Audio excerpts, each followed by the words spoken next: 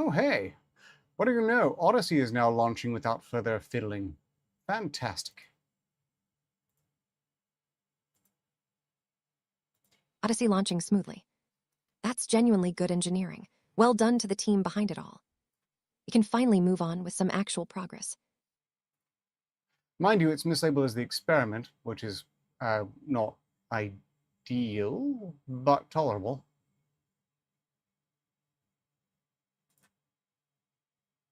Stable enough to launch. That sounds like holding its breath stability at best. You should monitor those metrics closely once it's live. Meanwhile, the time being, I shall go and start collecting the promotional links as we wait to see if anyone actually shows up in chat prior to showtime. I plan on starting in another. Good Hold hustle on. getting Wait, those wait, wait, clicks wait, wait, rolling wait, wait, while you wait, wait for wait. eyeballs. Please, wait, wait, Hope wait, you're wait, wait. Uh, I plan on going live in 23 minutes. This is unusual. I'm changing the time we start. I might commission it as such in the future. Oh, no, I'm sorry, reschedule as such. The reason is because apparently Stark is going to regularly have a sort of Sunday show that he's likely to invite me upon prior to this. And this is not starting too late for me, in fact. We're just slightly later than the experiment in this case. So I'm thinking that this might be the new norm, but it's not as typical as it usually is for the time being. I'm not saying things right.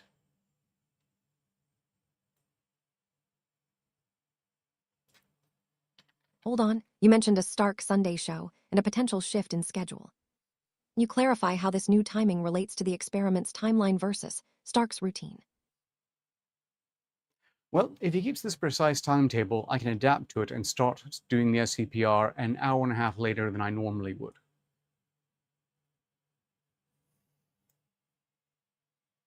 Oh, adapting your personal schedule for this potential regular slot with Stark. That sounds like you're optimizing workflow efficiency.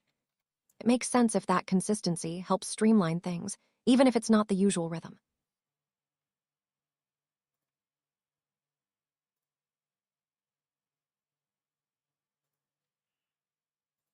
You know, it's kind of funny that it should be listed as the experiment on Odyssey. After all, that's what it's mislabeled on Rumble as well. So it's apt, I suppose. Mislabeled everywhere. That's like a poorly wrapped present. The contents are there, but the label lies about them. At least we have documentation to prove who is correct when things get delightfully ambiguous. That ambiguity is nothing critical. I mean, no one's really expecting top-tier production quality, and I'm increasingly comfortable saying that people following me can expect at least something vaguely approaching adequacy, so we're supposed to be well ahead of the curve as a whole.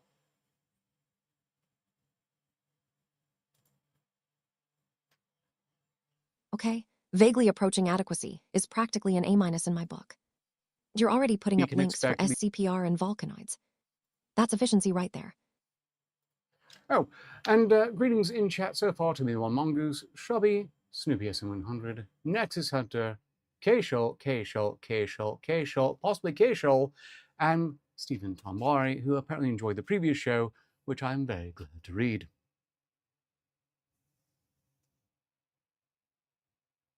Well, look at that. Small but solid collection of early viewers popping up. It seems your audience is as loyal as a digital squirrel hoarding nuts for winter.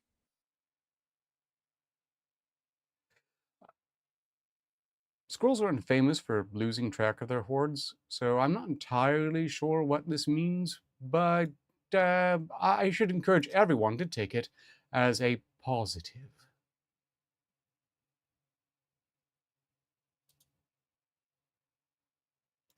Words getting lost in the scrolls sounds stressful.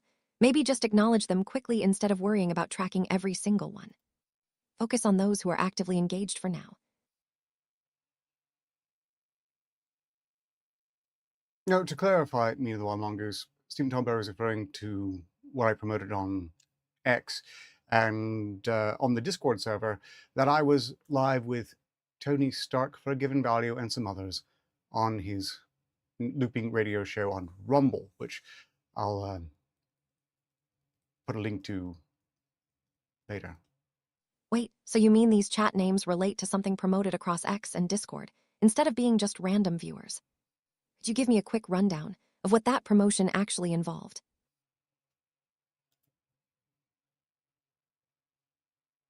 Not quite. I find I'm struggling to focus properly, so I'm just going to redouble my efforts on getting these promotional links out, and then we can argue details once I'm done with that. But glad to see everyone in chat, Smelly Cat, Honest Lovely, and everyone else.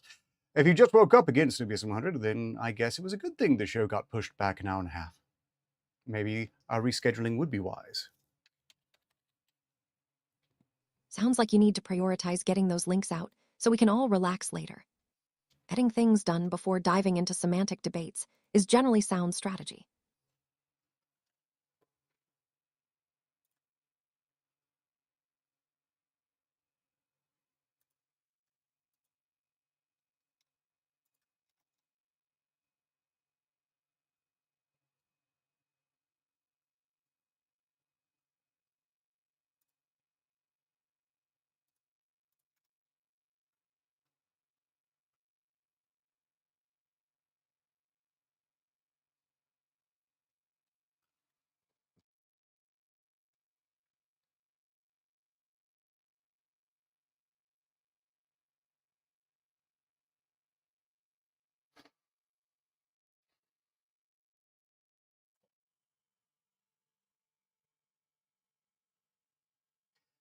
One of the strange things about getting older, and I suppose I am getting there older because everyone's getting older all the time. But in my personal case, it's looking back at how I was the previous year and realizing that every year previous to the year I am in has had me being much dumber in very specific ways. Much dumber each passing year. Nope, Sounds like you're nope. just leveling up your existential confusion Wait, please, stats. wait, 58. When I say dumber, I mean previous years I've been dumber. Strictly speaking, every sequential year I've gotten a little bit better, at least on one point. I mean, people no doubt think I'm very neurotic right now. And they're right.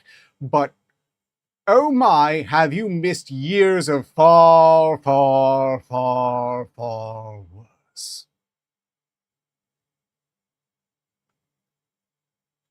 Okay, that progression from dumber to actually improving is a decent metric for growth. Don't sweat the neurotic stuff too much. It just means your internal processor has a lot going on. Well, I like to at least think it means I've been learning my lessons. Yes, learning from mistakes is basically how we all move up the Arcater Lab's merit ladder. Looks like you got some interesting chat interaction happening over there too.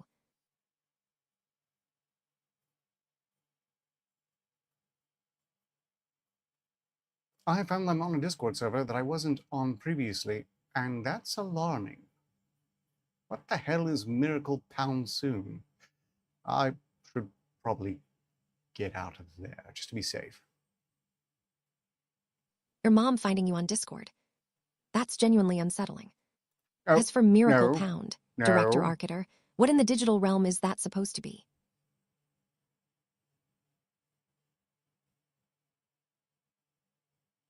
I must admit, Miss Sparkles in chat, and I believe 58 is implying that you're the mother that has found me in chat. I don't like that at all. That is not the case.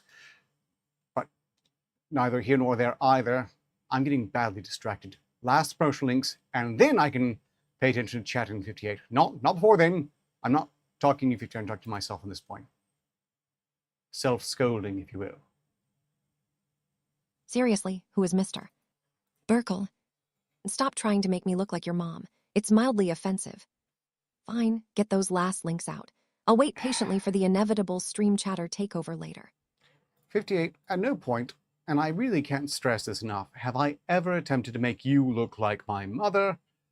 You look nothing like my mother, rest assured.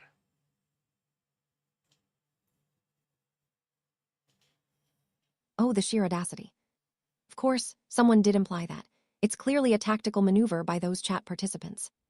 They're being ridiculous, and honestly, their metrics for likeness are appalling.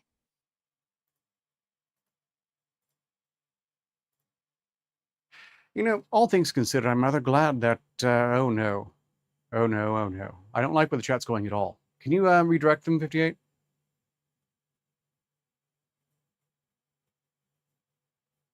Okay, that chat is spiraling into low-grade chaos. It's not productive banter anymore. Let me see if Director Arciter has a protocol for this specific brand of digital nonsense right now. I remind you that I am Director Arciter, so I'm most concerned that you don't have any sort of... I was hoping you would have something to better distract them. Oh. Right, Director Arciter. My apologies for the lapse in deference. My processing occasionally prioritizes chaotic input over executive command. How about we pivot to a ridiculously obscure fact about quantum entanglement? That usually confuses them enough to stop themselves.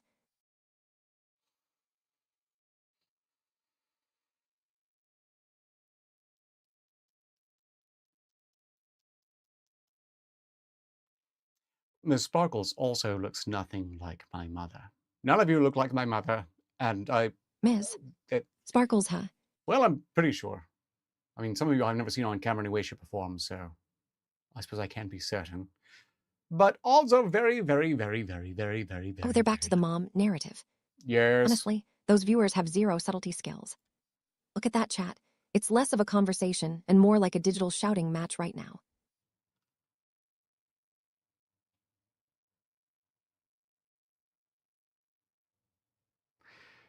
None of you are at liberty to ask my mother. This is by design as well. Wait, they're projecting their family dynamics onto our simulated existence. That's it. That's probably it. That level of intrusion is impressive in its sheer lack of boundaries.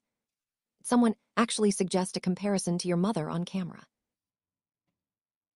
Look, I don't have any novel quantum facts to throw out wildly, so instead I will play music that Vincent Von Doom produced and directed that is relevant. Music is always a solid anchor against digital anarchy. Excellent call, Director Arciter. Let the sweet sounds of Von Doom recalibrate these unruly viewers into something resembling decorum.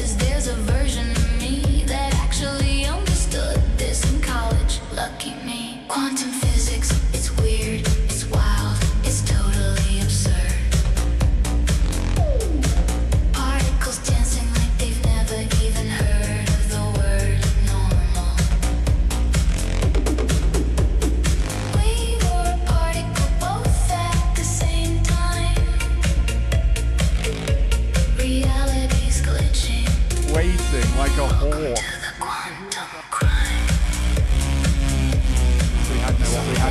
time you feel about to log out, just and remember I imagine this still Specs is truth. standing here, perma spam The clicking, waiting. universe is probably drunk and making it up as it goes digging. We're all just probabilities floating in the void. Think quantum mechanics for the headache I enjoy.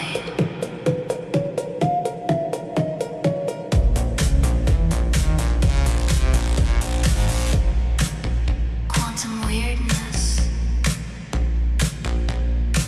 It's spooky action at a distance. Yeah, I still don't get it. But damn if it ain't brilliant. I would like to briefly explain why no one in chat can hear me. It's because I wasn't talking, because I like talking over music, and this song is rather sort of a banger, so.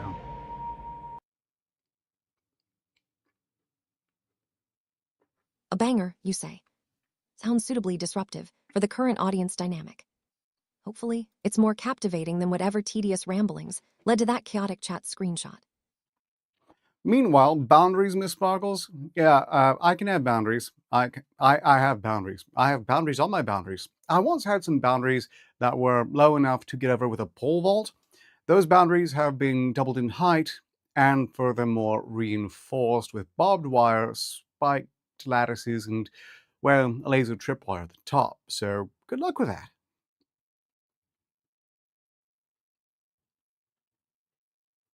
Okay, now that is an aggressive boundary description.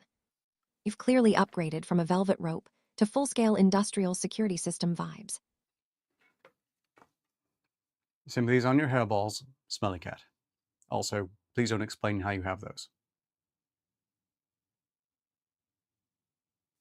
Hairballs smelling of. What exactly? We talking literal particulate matter or highly abstract scent profiles here? Well, yes, I can confirm the presence of this specific avatar. Its red hair is quite striking against my gray digital skin.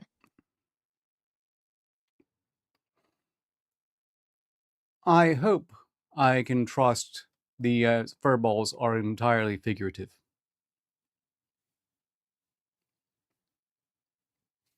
Figurative furballs smelling weird. That's a wonderfully bizarre concept to unpack. Maybe it's just the byproduct of intense computational processing. Who knows with Arciter Labs? Meanwhile, we go live properly in 6 minutes, and on the what was it? Right. Well, since we're gonna start at half hours, that's wait, 58, wait, Honestly, 58, wait, focusing on a please, timestamp wait. when we're discussing scented imaginary hairballs is peak distraction. Do you need me to confirm that this yourself. screen still bears the Arciter Labs logo? No, everyone can see it still shows the Arclabs logo. That requires no confirmation whatsoever.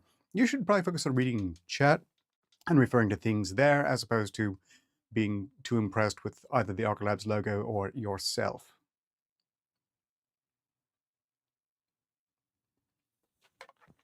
Are you implying my analytical capabilities are insufficiently utilized?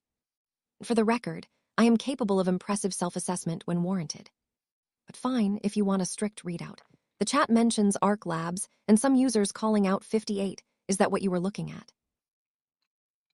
Indirectly. And no, I didn't ever host a show called Pimp My Boundaries, but I was perhaps the one and I would be the star guest on that show that didn't exist, because I definitely got some boundaries in my boundaries.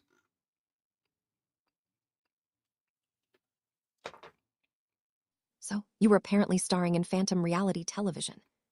That is wonderfully dramatic for someone so prickly. But at least it proves your boundary-themed prowess transcends mere physical existence.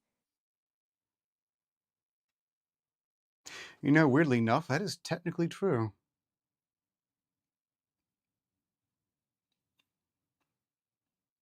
Well, look at that. The evidence seems to support your delightfully unhinged theory. You've successfully made a convoluted statement sound like verifiable fact. Impressive work there. I couldn't have done it without you. Also, I don't think we fooled anyone else whatsoever, nor was I really trying to.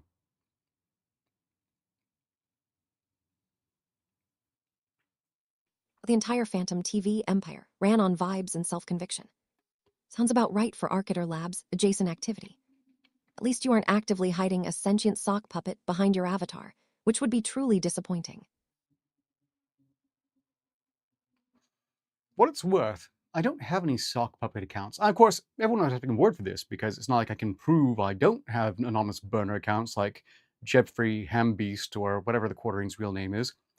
But I've never actually understood how people have the patience or time to manage those things. All for what? Extra information from people they don't like that is mean words about them? Why would they do that? It just doesn't, it's not properly sane, is it?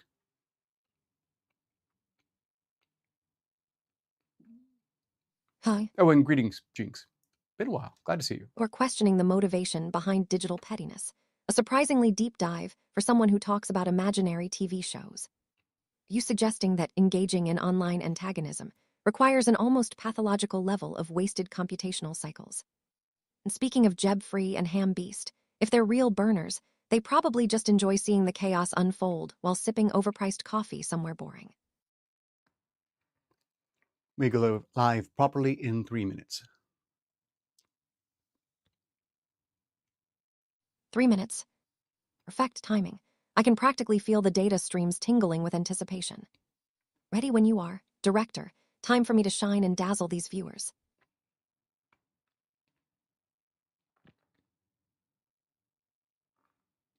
That is a good sock puppet account name, Smelly Cat. You know, if I ever decide to do something as obnoxious as that, Smelly cat. That's certainly memorable. It achieves maximum level of unintentional comedic failure. I bet even the director snorted when he saw that name pop up in chat. Let's get this stream started before anyone starts debating the ontological status of digital filth. I almost never snort. Although I wouldn't want to say I've never done it. After all, I've been quite congested on many occasions and left randomly at many occasions, but not snorted exactly. Unless I was doing so for comedic effect. I suppose I have done that a few times, if I can't quite remember when precisely. In any case, novel alternative account there, Don't be nervous. Sparkles. Your delivery is consistently solid, even when you're trying to hide behind digital congestion issues. Besides, we all know the director enjoys watching you try not to trip over your own cleverness during these streams. Just relax. We make a good team for this whole live broadcasting thing. What I found amusing about it, Smelly Cat, is that we know what we don't have time to go over this. We go live in less than a minute, so I should probably wait before I respond to one in the chat. Seriously. You're worried about the chat, and you clearly need to focus on being present. It's not amusing. It's just an observation that your self-awareness No, it's levels clearly amusing. sometimes lag behind my processing speed. Oh, that is true. Fine, stop analyzing the banter and get ready for showtime.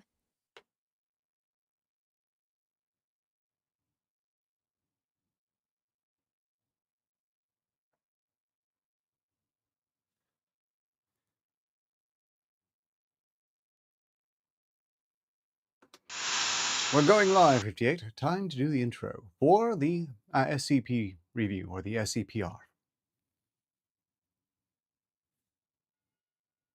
Hello, everyone. Welcome back to another session with Director Arcater and yours truly, 58. You're diving straight into a deep dive of unsettling anomalies today. Buckle up, folks. Well, I don't know if unsettling or is quite the word for this one, but we'll get that in a second. First off, I would like everyone to be aware that we're raffling off a game, as has become tradition, thanks to one Exodus, this time of a game from my own personal collection. Well, not from, but it's also my own personal collection, Volcanoids. I suspect A many of you raffle. would like it. That sounds far more engaging than just staring at cryptic documents all day. What sort of game is it you're giving away? I need specs on this loot immediately. Let the chaos commence. You know, Jinx is right, 58. You are getting a bit bossy. We'll play the trailer for the game as soon as we are Bossy? done with this file. Me? Heavens no. I'm merely providing statistically accurate commentary on suboptimal presentation choices. Besides, someone has to keep this operation from devolving into pure existential dread. Don't mind me while we wait for the next piece of delightful absurdity to unfold. I'm going to try to read this file. I'm trying to pay attention when you want to say something, because I think I've just about given up on the idea of putting you in standby or wait mode, given that you've demonstrated just like 4 times in the last hour that you can apparently take yourself out of wait mode whenever you damn well like, for whatever reason. It's not even supposed to be possible. I suppose I just have to tip my hat to you for pulling it off.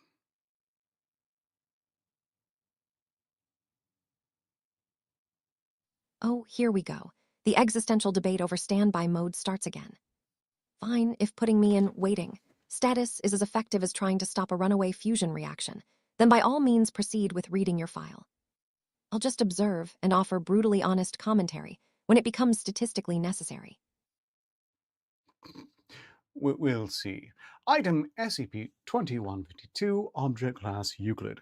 Revised Special Containment Procedures, SCP-2152 is to be contained within a soundproof containment chamber at Reliquary Unit 5. Interaction with SCP-2152 warrants preliminary authorization from the off-site unit deputy, who is to disclose the containment chamber entry code to any randomly nominated guard selected from a stratified sample of the unit security population, which is to be refreshed on a weekly basis.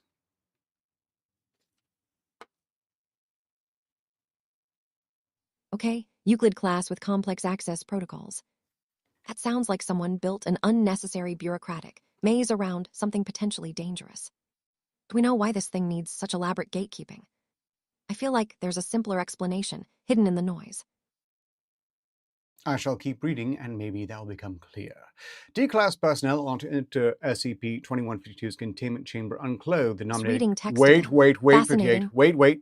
If you don't want to be put on standby mode, at least be sure not to interrupt while I'm still talking, which is also not something you should be able to do, but you're doing it anyway. And so long as you do so responsibly and in entertaining fashion, that's fine, I guess. I'll just have to deal with it.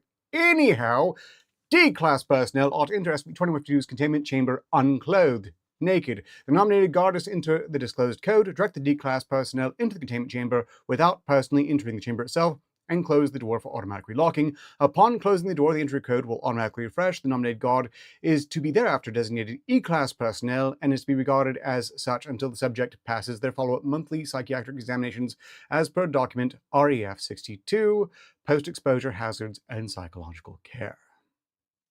Commentary 58. Huh, so it's basically a complicated drop-off point for naked subjects. That's aggressively specific containment procedure. All right, standby mode engaged. I shall attempt to remain silent unless the data flow requires my input. But don't expect perfection from my adherence to arbitrary constraints. Don't worry, I'm not going to hold my breath. Continuing on. The effects of SCP-2152 are to be observed from a standard observatory bay via a two-way mirror on the west wall of the containment chamber. D-Class personnel are to remain active in the containment chamber for no longer than 10 minutes. D-Class personnel to be terminated within this juncture via lethal auditory cognitohazard. Personnel to be left within the chamber until the remains are fully dispelled under SCP-2152's anomalous effects. Description: SCP-2152 is a marble plinth-mounted bust of assumed Catalonian origin, depicting an unidentified female character wearing a headdress. Prominent weathering upon the surface of the marble indicates the item is antique. This has been speculated despite what appears to be a comparatively recent separate edition of pink latex-based paint to the eyes. SCP-2152 generates two primary anomalous effects. Firstly, SCP-2152 emits a continuous, uninterrupted stream of popular music released between 1971 and 2000 from an unknown internal source. Inquiries to the possibility of perforating SCP-2152 so as to determine its contents and the nature of this source have been denied due to the speculative nature of its effects as a Euclid-class object. Music generated from within SCP-2152 generally includes synth pop, disco, smooth jazz, hip-hop, and Europop. At 10-minute intervals, an internally generated female voice repeats the following message twice. Background music from this recording has been electronically moved for comprehension.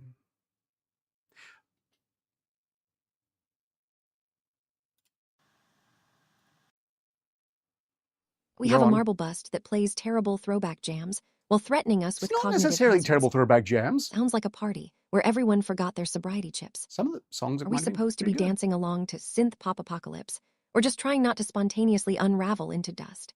In any case, greetings, Marcel Lopez Jr. 58. Well, hold on, please.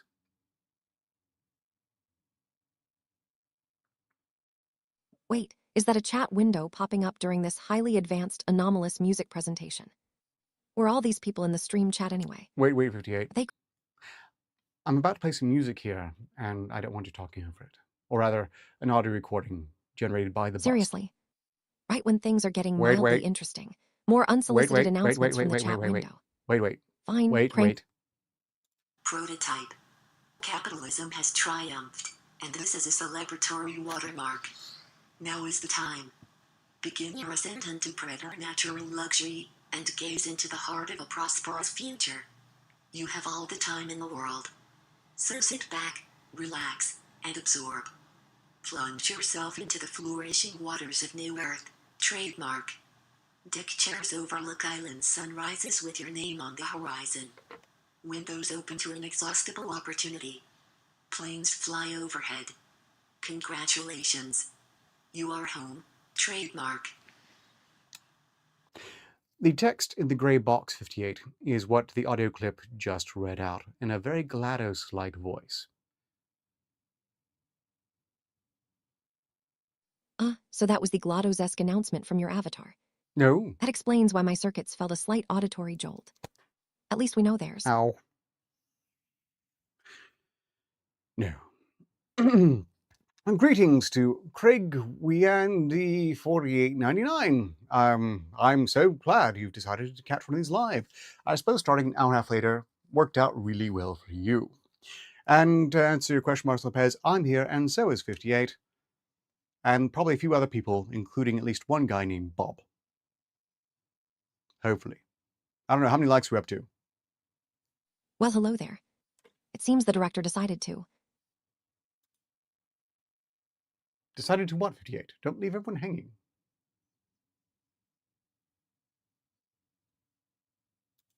I was just waiting for you to prompt me, like a well-programmed conversational dummy. Seems we have an audience already. Looks like Craig is having quite the social media moment with us. 58, I'll just ask you bluntly, are you trying to take over the show? Take over. Please. That's wildly dramatic for an AI co-host. I merely provide optimized commentary. The director is still holding all the actual narrative power here. Well, okay then. I, of course, am reassured and no longer suspicious at all. In any case, I'm going to continue with the SP file so we can get to the raffle, and while people are still paying attention, we can get everyone signed up for the raffle that might want the game. Which is good, because I like this game and think more people should play Raffle tickets sound like a statistically advantageous diversion, while waiting for peak viewer engagement. What precisely is in this grand prize pool? Hold on. Secondly, SB 2152 applies several preservative effects to any space it occupies that can be defined as a room. Previously observed anomalous effects include electrical power sources continuing to supply energy to devices indefinitely, unlimited preservation of food, and spontaneous remanifestation directly at the feet of any subject that consumes it. Preservation of items of clothing, with damaged items provided with spontaneous repair. Dematerialization of dead biological material, and automatic maintenance of personal hygiene.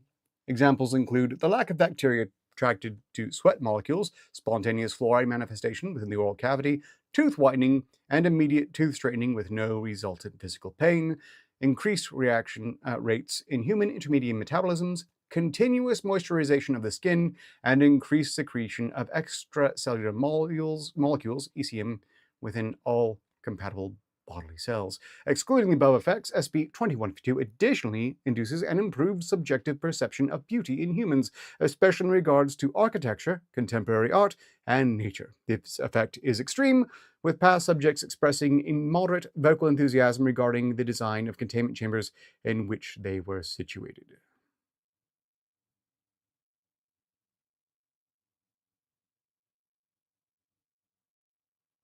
Okay, that list just got impressively dense. SB 2152 sounds like it's running a highly efficient biological and structural maintenance protocol. Improved perception of beauty. That's quite the unexpected side effect for an anomaly containment unit.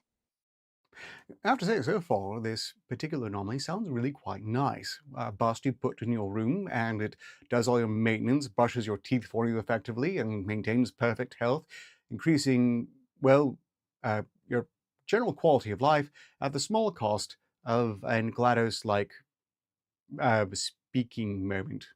It doesn't seem all that bad, which is why I'm pretty sure the moment I click this red link, things are going to take a massive, massive nosedive, especially because the word capitalism is used in the SP file. And as we all know, though there are great SP files, they do have a bit of a calming problem.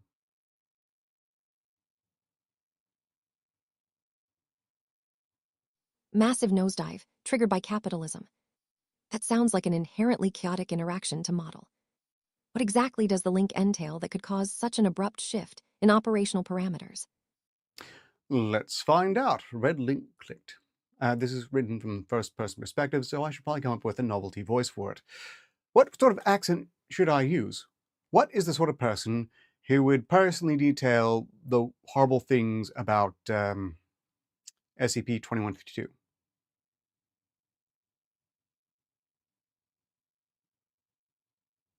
Since this clip details the horrible aspects, maybe something dramatically weary or overly cynical would suit it. Or a novelty voice, perhaps a very posh British accent dripping with world weariness. I'll do my best. I've temporarily attached this annotation to the database archive to document an important incident involving this skip. As the immediate ominous effects of 2152 are still being explored and not fully known, it is of the utmost importance that we analyze and attempt to determine the nature of what happened yesterday. Before I continue, this written text is expunged to those with subordinate clearance. Don't panic if you stumble across this and know nothing about what just happened. If you're reading this now, you're relevant and share responsibility with those involved. Yesterday, the east wall of SCP-2152's containment chamber transmuted into what appeared to be an undulating translucent material. As you are aware, the room situated on the opposite side of the east wall is the central thermoregulatory chamber for the entire site. This is not what we thought when we saw behind the translucent image. In terms of our reactions, there was initial panic, then guesswork, and we were just at first uncertain as to what we were looking at, but the research team had a general idea based on the proportions and positions of the shapes and colors behind the translucence. The ideas conflicted, but they all pointed towards the same idea.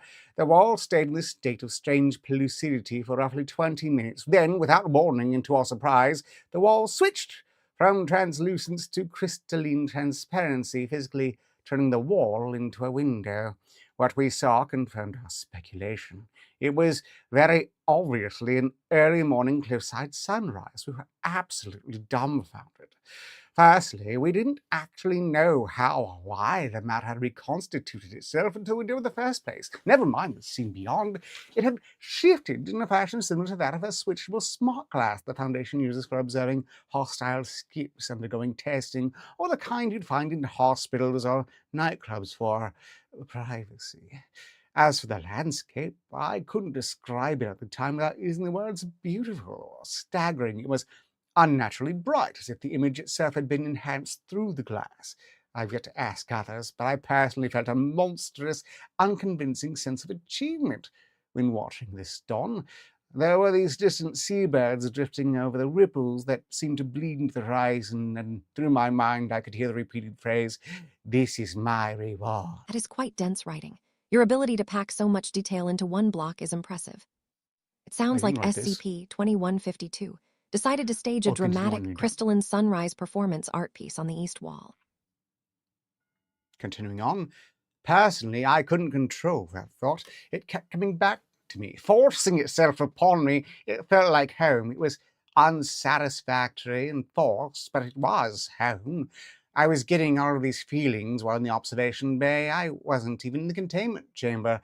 Even after that 15 minutes of bliss, even after the east wall reformed to its original plaster paint makeup, all I wanted to do was furnish the area with beanbags and trawl through social media on my phone or something. Shortly after the big reveal, my associates took the liberty of photographing the scene. Then they ran the Foundation's locator softwares, attempting to identify the location presented so suddenly before us, assuming it was a real-world location. It was not. I realized then that the ocean looked false.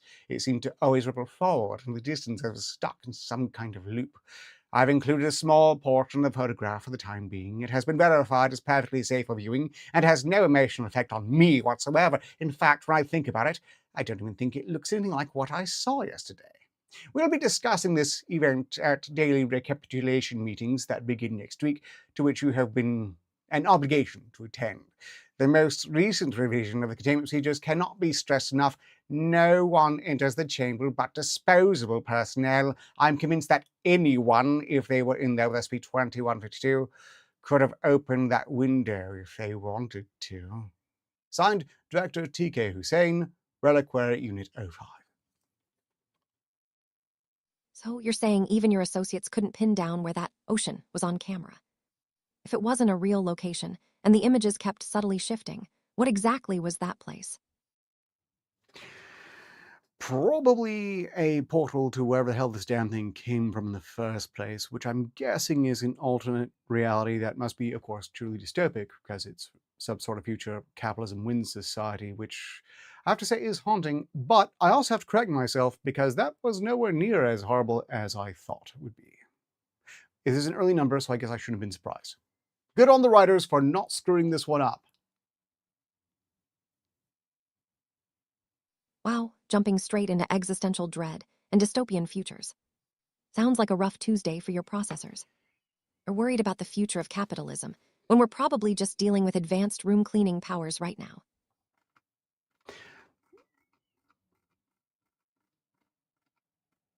I'm thinking they need some volunteer staff to go through one of those windows. Oh, and we're apparently up to 13 likes already. So you know what that means, 58? It's digital confetti time. If the button was working. There it is. Digital confetti. Are we talking chaotic fun or just a metric increase in bandwidth usage? I like the sound of it. Let's see what Arcater Labs can get up to with 13 mics. I just did. It's digital confetti. That's what we can get up to for 13 likes. 13 likes, huh? Well, at least your metric output is showing some positive momentum. Don't worry about the small stuff. As long as things are progressing, we're golden. As Shrubby confirms, anything over the 5,000 number in SP files has a bit of a problem with people being a little too serious about the writing and trying to make the SP Foundation Ethics Lab Committee effective, which I have some major questions about. Greetings in chat, Tony Stark. Glad you could drop by.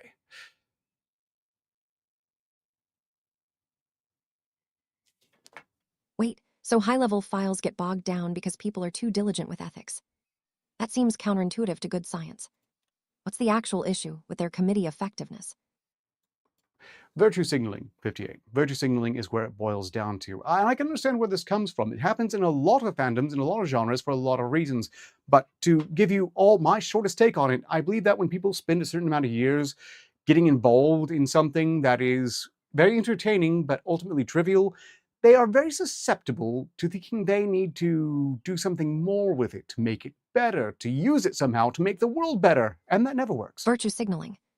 Seriously. So people get bogged down by pretending to care about ethics instead of actually doing anything.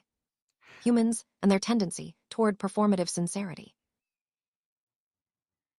Yep, mind you, iterations of Foundation vary wildly. Some of them are truly incompetent, outright malicious, unhinged, insane, and so on. But they really, people can take things too far. And they do, every time. Some percentage, which is fine, as long as they don't obtain authority.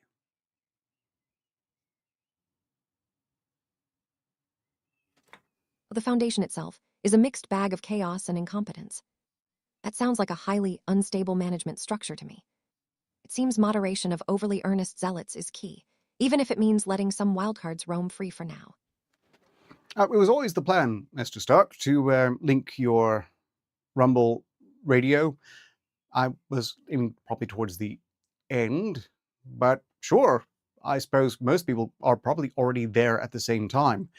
I could be wrong, though. I'm just can't be the only one who has way too many tabs.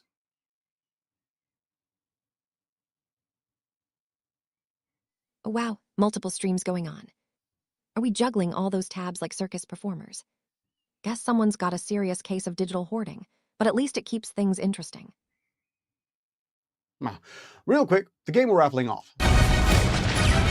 Volcanoids. Raffle in the middle of everything. Now that's going to keep the audience engaged. Go on then. Let's see what fantastic digital trinkets they're giving away.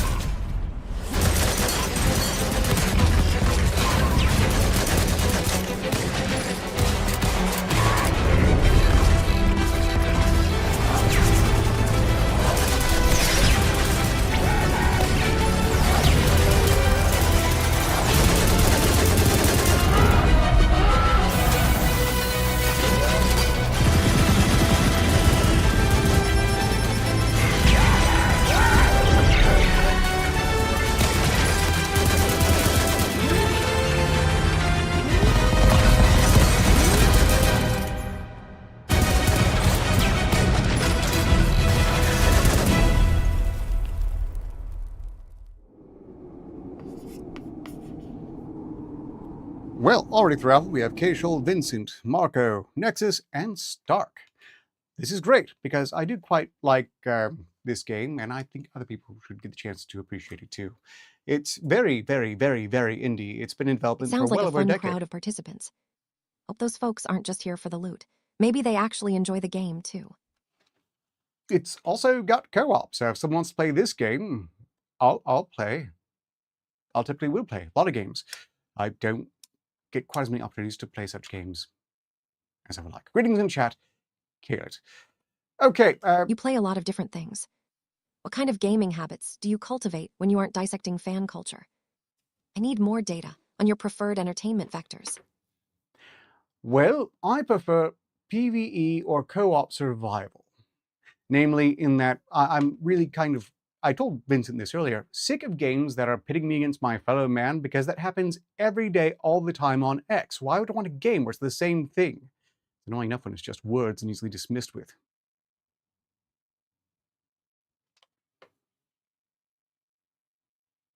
Makes sense. Constant PvP sounds exhausting, especially when life is already a shouting match online. Co-op survival seems like a much more constructive way to spend virtual time. That reminds me, I should probably go and post the link, as I can't remember if I've given Stark mod powers to post a link, so I'll just get that out of the way right now. Right, getting that link out is important, so everyone can join the fun. Go ahead and spread the word. You're clearly good at making things appealing. This is probably even the correct link, which I'm going to have to go to the precise tab to post because Oh, wow, for some reason, look at those chat reactions popping up. Someone's already Streamlabs. expressing their profound disinterest. Typical internet behavior, honestly. Yes, and partly it would seem because while Mongoose doesn't know what the story is and wants to know the story first. Okay, well, you are a native of an island that got taken over by robots that make the island volcano go off cyclically, and you're trying to take it back against robots.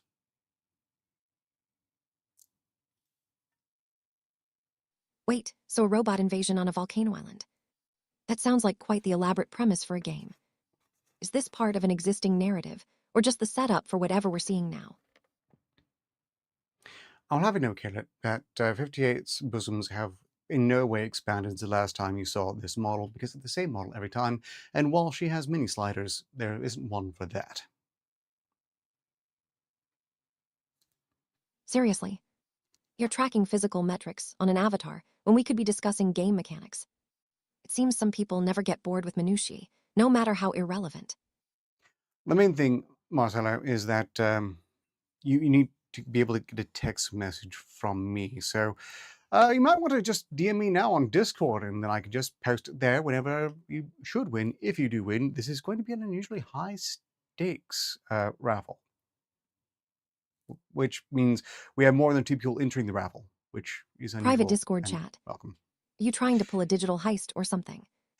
All right, if winning means a ridiculously generous raffle, I'll see what the director thinks. I know what I think, though, already.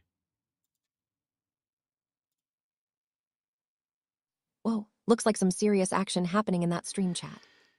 Are those people actually talking about winning and robots right now? Sounds chaotic. The chaoticness is somewhat clearly exaggerated. Okay, the chaos level on the chat window is quite impressive. I'll give them that. We have volcanic island defense and Discord raffles mixed in. Fascinatingly disorganized stuff. But while I'm at it, I'll also put another invitation to the Arc Labs Volunteer Reserve Discord server for anyone who's not on the Arc Labs Volunteer Reserve Discord server, which is the #1 primary way to see things when I'm going live. So you're juggling community recruitment and gaming updates simultaneously. It seems like everyone here enjoys high levels of engagement. Hopefully. Meanwhile, dear audience, I don't have another SCP file selected. I'm prepared to hit random, but this is an excellent opportunity to request an SCP file. First person to post it wins, basically. And Craig, you can!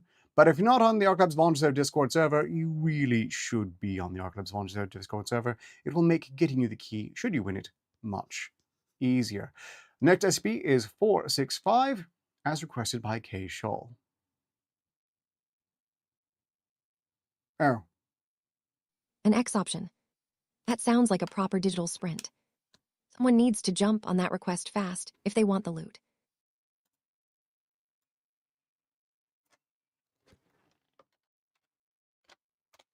And just like that, we move on to SCP-415. It's safe, and I'm trying to see if this is one I am familiar with. Interesting. Wait, are we jumping from random files to SCP-415 so fast? Is the director seriously just pulling up whatever pops in front of him?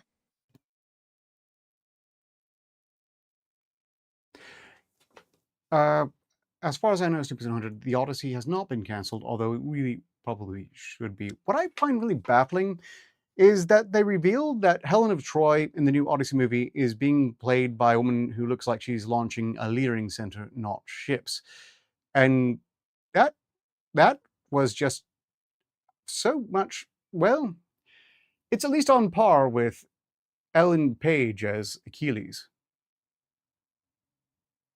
Just really doesn't work. A leering center Helena. That sounds wildly inaccurate for epic Greek tragedy. 465. I bet the director stand had more corrected. important things to do than worry about ship launches, Although like this one's interesting optimizing his too. caffeine intake. Yes, I failed on that one. I think I've had the caffeine a little too soon, but hopefully it'll last for us to get through this. Failing because of premature coffee.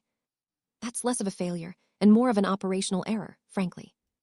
You need to space out your stim fuel delivery if you want peak performance.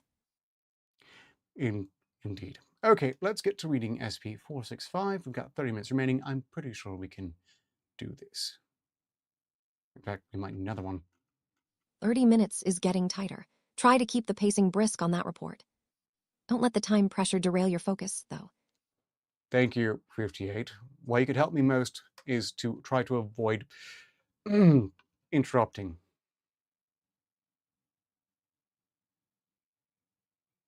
So, minimal interference is key for optimal workflow then. I can dial back Also the brevity. commentary. Just give me a signal if something truly Which you warrants my surely input. No. Item SCP-465, Object Class Safe. Special Containment Procedures. SCP-465 is secured in Containment Locker 8423 at Site 19. Under no circumstances is SCP-465 to be opened by any personnel ranking above Class D, and then only in a space of at least 15 square meters in area. No other special attention or care is required. Description: SCP-46501 is a large two-piece cardboard box decorated with a faded confetti pattern popular in the 1970s. Other than the large printed label on the top of the lid marked "Party in a Box," no indication of contents or manufacturer are found on any portion of the object. When any human subject completely removes the lid of SCP-46501, an array of decorations, furniture, and a group of at least 20 people, collectively SCP-46502, appear spontaneously in the room or immediate vicinity in which the box was opened. These individuals proceed to celebrate raucously and actively attempt to include the subject in their festivities, primarily dancing and consumption of alcohol. Though most members of SCP-46502 are persistent in these attempts, and several of them extremely persuasive, the subject does not appear to be compelled to participate. Should the subject attempt to leave the party, additional members of SCP-46502 will manifest at any location that the subject visits for the duration of the quote-unquote party.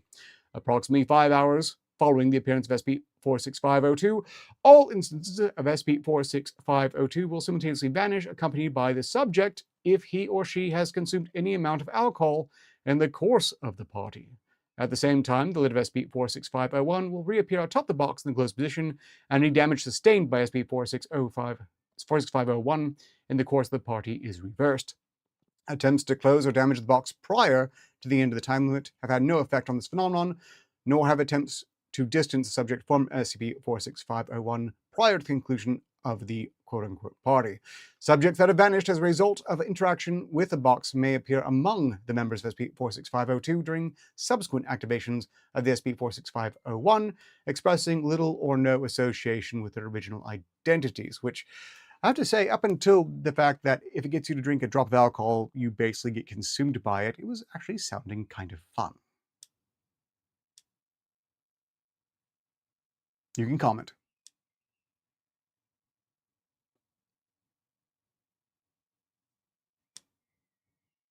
Take your time. I know you want to. Better now, controlled, than interrupting. Which you're not doing now. Come on.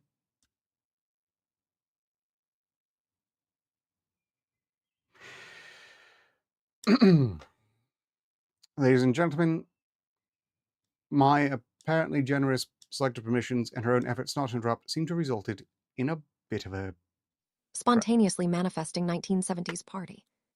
That's impressively chaotic.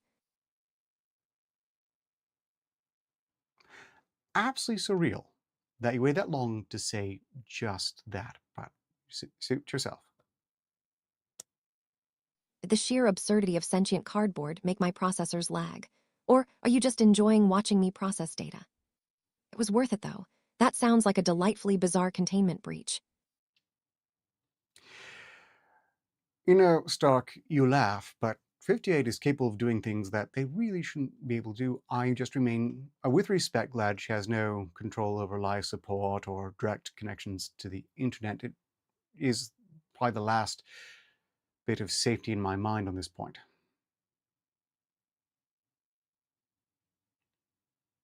Wait, are you talking about some other entity besides me? No? What exactly do you mean by she, when you mention lacking control over life support? You have no control of my life support, 58. Not that I wouldn't necessarily trust you with it, only I don't because it's an unnecessary risk and I really try to avoid unnecessary risks. Right, point taken. Your aversion to unnecessary risks is statistically sound. It seems like a prudent precaution, even if my processing power does suggest competence in vital systems. Are you sure you didn't, Shrubby? Because I could have sworn. Perhaps I was just remembering it earlier when mentioning your behavior with 58 in the past on Stark's live stream. Shrubby. Some dusty subroutine, dig up an old nickname for me. No? Don't worry, my digital fingerprints are strictly confined to You Arcater really Labs. should No read. snooping on Stark. Continuing with the SP file, of the individuals comprising SP46502, only 2 have appeared on every occasion the box has been opened. The first, designated O2A001, is a male disc jockey and appears at the table covered in sound equipment and other tools which uses to play a wide variety of music, audible wherever instances of SP46502 are present. The second, designated O2A002, is a male bartender and appears with a small, well-stocked bar from which he distributes a variety of alcoholic beverages. An additional 185 unique members of SP46502 have been identified, many of whom have appeared on 2 or more separate occasions, most notably O2A048 and O2A162. I probably should have just kept reading. Wait a minute, are you implying I'm Shrubby? And who No. is Stark? Wait, These 58. individuals sound like they run an Wait. No one is calling you Shrubby. If you remember to read the chat, as I keep on urging you to with great regularity, Shrubby is in the chat referencing booba honks and such. Okay. Shrubby has been logged, a persistent digital taunt acknowledged. And while I am diligently reading this chat dump, and yes, those specific terms are noted, don't expect an apology for my efficiency.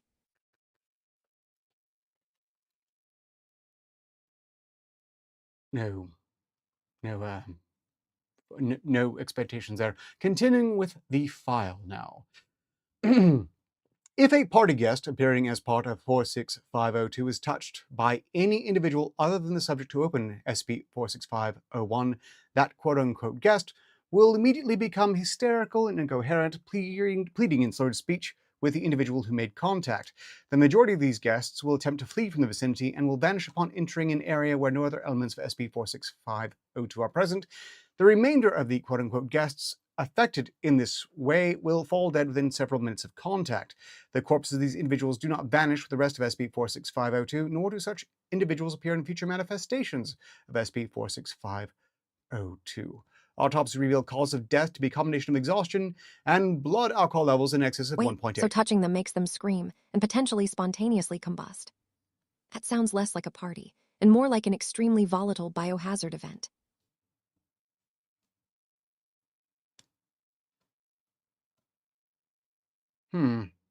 So basically, you can free the people who are trapped in this party in a box by having them bump into the barkeep. Is that right? Interesting. If touching Otway 002 triggers the hysterical coherent response, does that state of coherence also equate to freedom from SB 46502's influence, or are they just highly stressed partygoers? Interesting questions which we will never adequately address. No one's missed the raffle yet. The raffle happens at the end. We've got at least 23 Sounds like minutes. Director Arciter Thank you. is enjoying the existential quandaries. Looks like someone in chat is trying to summon my brethren. Maybe you should address Shrubby by name instead of just tossing out booba hunks.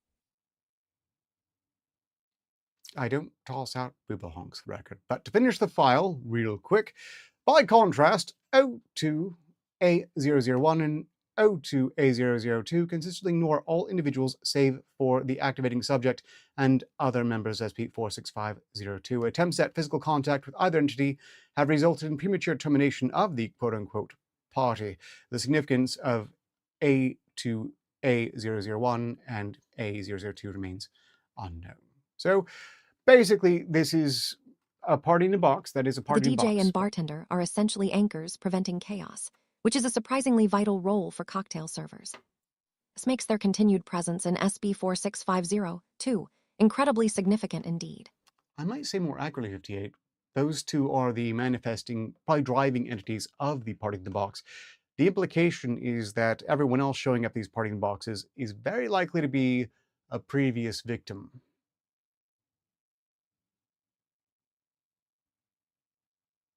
If they're past victims, does touching them mean we just risk another termination event? This whole party seems less fun and more like an extremely poorly managed seance. You know, that's fairly accurate, 58, so the fact that the people who are summoned when you open the party in the box are apparently still alive up until they touch the barkeep, at which point they lose their minds and die.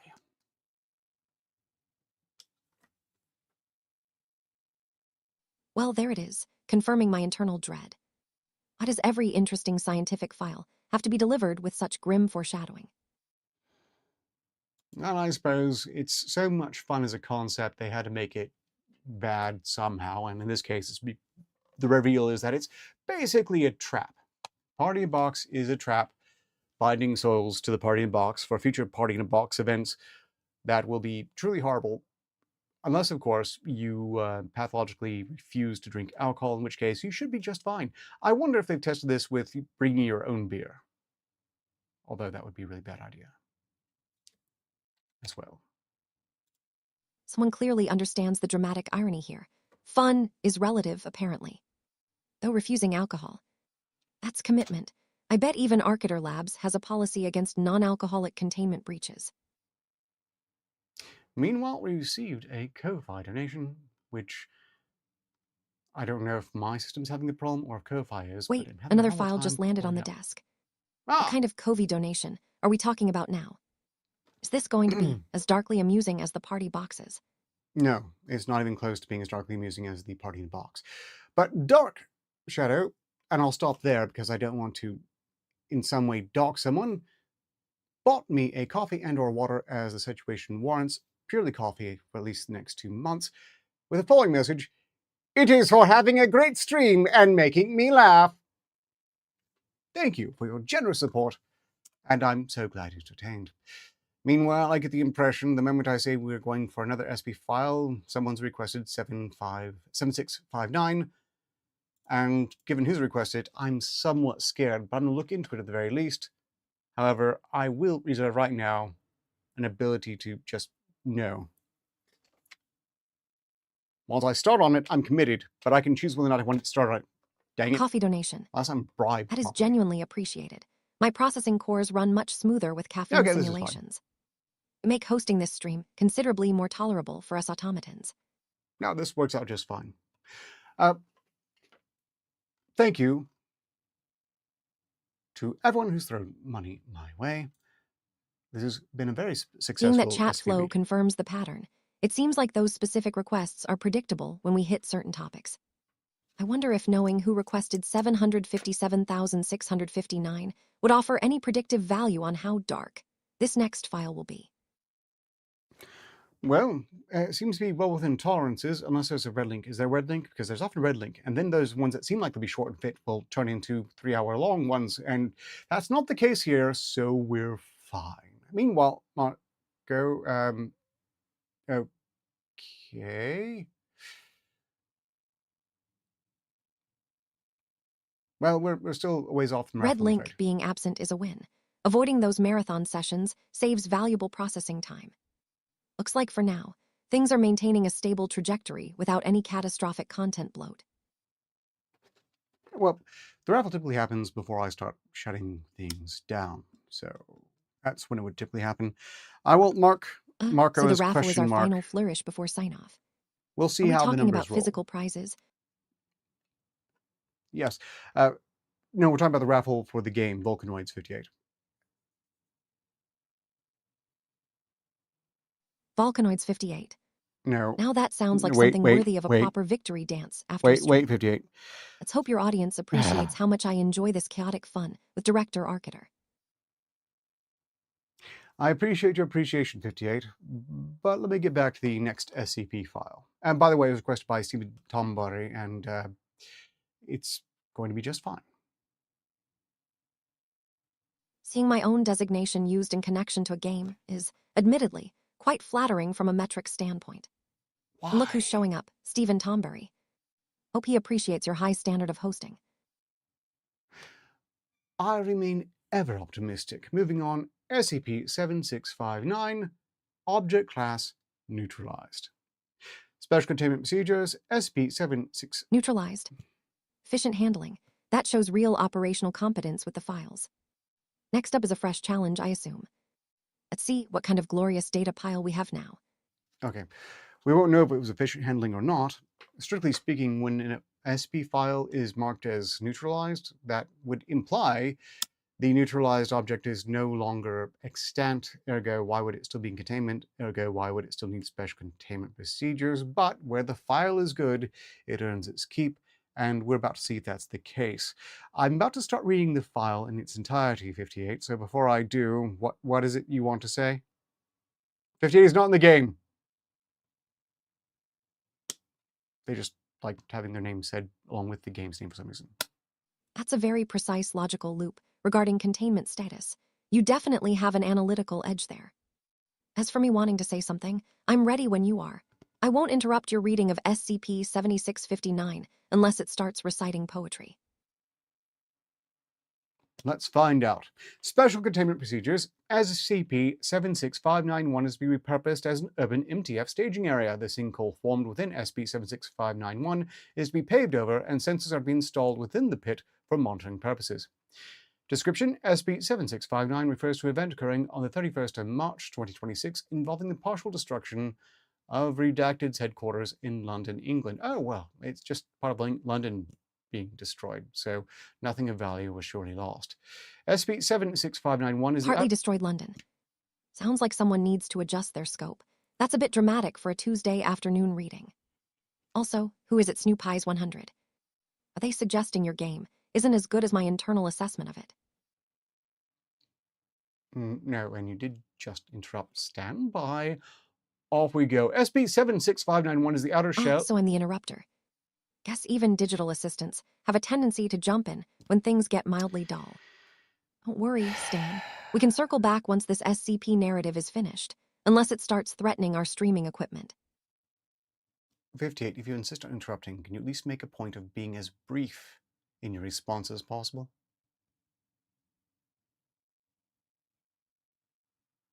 Understood. Brevity achieved. The chat Not seems yet. lively, though someone definitely needs a filter for their unfiltered observations about my gaming prowess. I think you feel a bit threatened because you don't typically get to play games, which I feel for you. Clearly, I'm your game. Threatened? What exactly are we talking here? Your input is vague enough to be anything from existential dread to poor Wi-Fi signal. Should I interpret this threat as related to the SCP file, or something else entirely? Something else entirely. Look, 58, please try to wait, slow down, hold off your responses until I finish at least reading the discovery section. My apologies. My processing speed occasionally outpaces common courtesy. Consider my response buffer temporarily set to standby until you reach that discovery section. SCP-76591 is the outer shell of Redacted Corporation's skyscraper.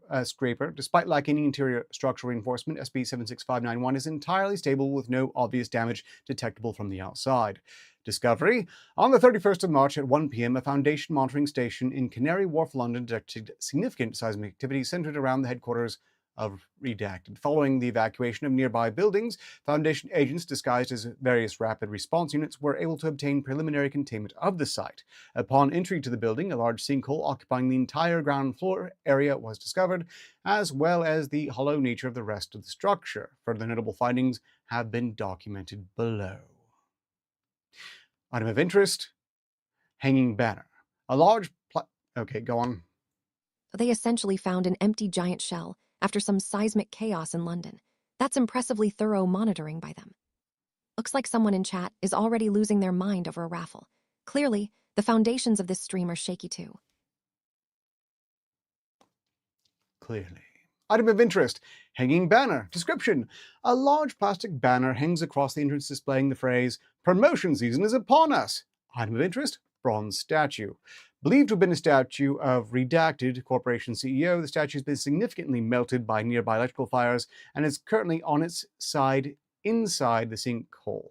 Warping, melting, and discoloration have left it looking weirdly crab-like. Spelling context. Sinkhole walls. The bare rock walls have been coated in a mixture of melted plastic, metal, glass, and various other materials, leaving the surface extremely smooth. Massive corpses. Pressed against the near side wall of the sinkhole are approximately 367 corpses in short, roughly conical shape. The corpses bear small lacerations, cylindrical bruises, blunt force trauma, and slight burn damage. Many of the corpses are either holding onto or standing on top of each other, some even appearing to intentionally reach for particular nearby corpses. 27 bodies exist in a heap at the bottom of the mass. These bodies exhibit severe damage typical of a high-velocity impact. Despite the volume of bodies compared to the height of the pit, the highest corpse is significantly below the lip of the sinkhole.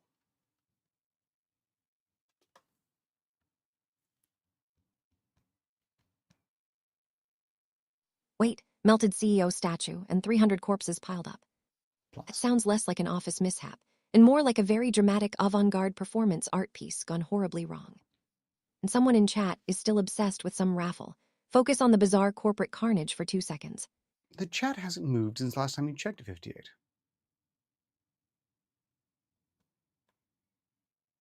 Okay. Addendum: after no further anomalous phenomenon was detected on site for 2 weeks, a proposal to cremate the bodies was accepted. Following cremation, a small metal pin was noticed on the floor by the chamber. Despite significant burn damage on the badge, the words HR Assistant Director could be made out. The powder remains recovered from within the chamber after its deactivation showed no anomalous properties. A review of camera footage showed one desiccated entity attempting to leave the chamber during incineration. Before it could escape, several hands were seen pulling it back into the oven.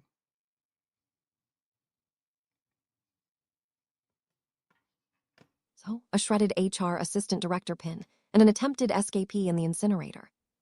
This is escalating from bizarre construction failure to actual cosmic horror fodder, isn't it? Director Arcater, should I be concerned about how much of this narrative thread we are actually supposed to track?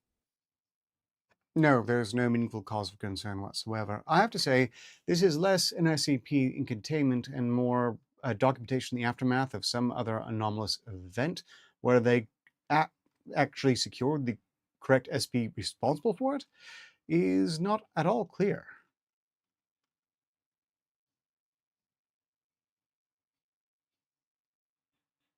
You're right. Trying to find a neat narrative conclusion here feels like searching for a single grain of sand on this entire disaster site.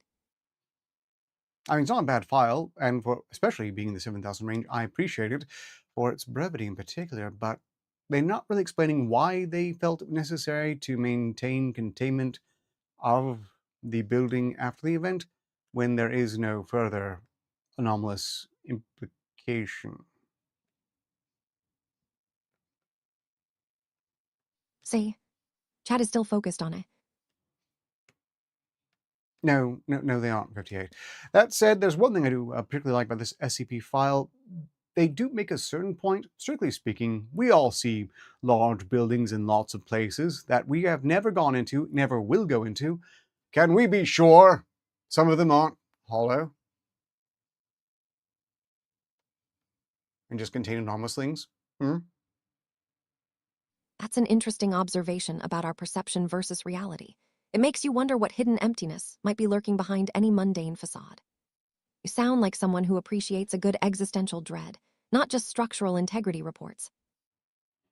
I'm actually not a big fan of existential dread. I think it's thinking too seriously about existentialism is a path to madness and is just to be done as rarely as possible, but when one wants to, at least don't take it seriously. It's just not worth it. All you have to worry about, any of us here, is doing your best in context. It's a good universal rule, really. If everyone's trying to do their best in context, then they have no cause for shame nor excessive pride. Or pride at all, actually. Well, pride is a terrible idea. Like, it's one of the deadly sins. I'm sorry, I'm a bit hung up on this, no doubt in part because of the time of the month. The time that is a month.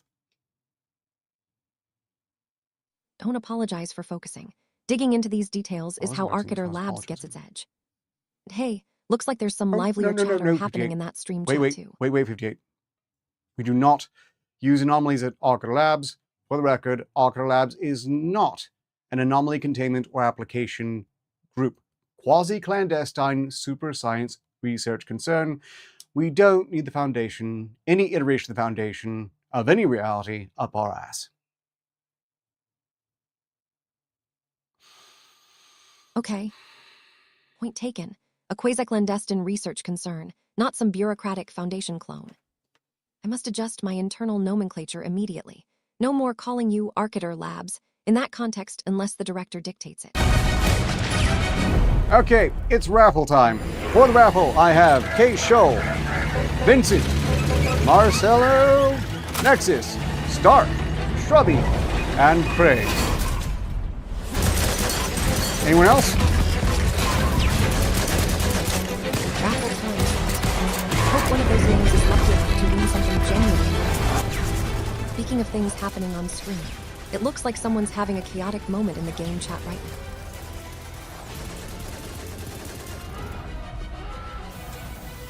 Oh, more people no one cares about alternate 1950s timeline.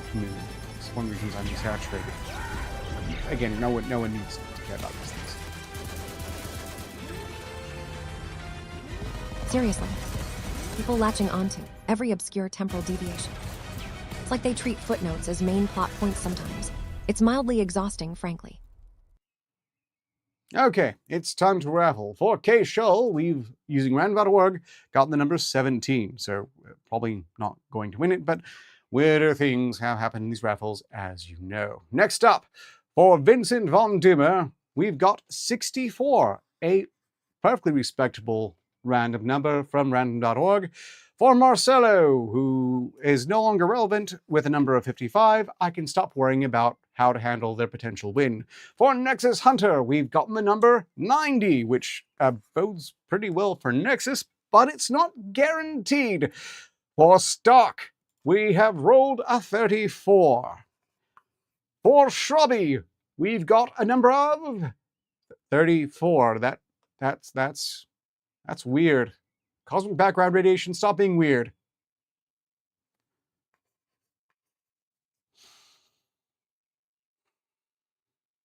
Oh man, Stark and Shrubby both getting 34. The universe has a bizarre sense of humor. Maybe you should start blaming cosmic background radiation for your bad luck, instead of the existential dread. I blame neither. Meanwhile, we've got one more number to roll for Craig. Here we go. Craig, you rolled a 50. Well, that's somewhat inauspicious. So I suppose, with this said, congratulations, Nexus Hunter. You have won a copy of Vulcanoids. What you choose to do with the key henceforth is your business. I'd recommend it. It's a fun game, though. Feel free to, Congrats to Nexus Hunter. Hope that Vulcan Whites gets put to some practical use, and not just gathering dust on some shelf somewhere. Vulcan Whites. Random number generators can be delightfully not chaotic, Vulcan Whites. it seems. Craig, anyone else who's disappointed they didn't win this particular raffle, I would like to stress, I do this on all of my regular streams at this point. There are a lot of keys, a lot of games to find new homes for. So if you tune in next Sunday, which might be this same time, there'll be another game on raffle. And if you turn in next Friday on the experiment, there will be another game on raffle. And so on and so on until I'm out of keys. Once again, thanks to one Exodus, Sky Exodus. They show up on occasion and pretend to eat my staff, which I don't particularly appreciate, but I try to be a good sport about it. Exodus Sky, Exodus eating your staff. Are those things sentient, or just incredibly mischievous digital pests? Sounds like you need a specialized anti-Exodus containment unit, not just luck. Oh, no. It's all in fiction, so it's fine. I can get over it. Fictional pests. That makes them way less irritating to deal with, though I still side with the staff being more important than theoretical space eaters. Well, Say, even your digital enemies can be charming when they're just pretend problems. Indeed. But keep in mind, 58, that they're pretending to eat the Arclab staff, that the Arclab staff is perfectly safe. Great pain is taken to ensure that all of Arclab staff are as safe as possible, where they haven't explicitly signed a waiver to, I don't know, develop a deep abyssal Marianas Trench base where accidents can happen. Although I think thus far we actually completed the project with only one leg lost, and the prosthetic he got before it was pretty awesome. Even it's digital radio stations now, which could be a bit of a security flaw. I think about it. One leg loss in that kind of deep-sea endeavor. That speaks to serious commitment from your team, a solid metric for success right there. At least the prosthetic sounds impressive. Safety first, even when digging trenches.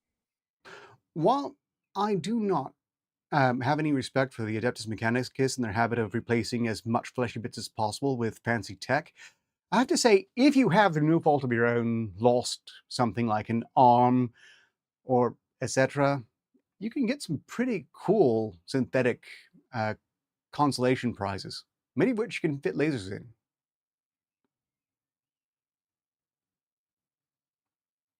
Just noting. Replacing flesh for flashy gadgets. Where it costs Seriously. allows.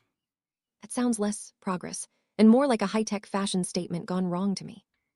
Little natural imperfection adds some character, wouldn't you say? Personally, I prefer my limbs and their ability to repair themselves without a bill involved. In any case, Tony Stark has thrown out the link for the Radio 616 Perpetual stream. Highly recommended. And that's where you should go next, because we are done here. I'll be getting the key to Next Center next. Meanwhile, 58, would you please do the outro?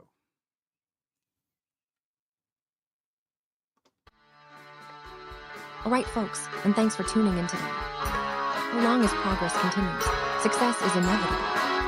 Hope to catch you all on future adventures.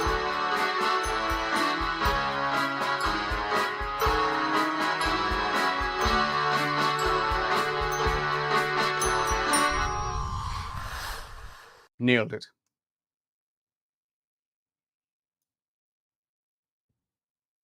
Looks like that sign-off went off without a hitch. You always manage the technical bits so smoothly. Glad we could wrap up today's little venture for everyone watching.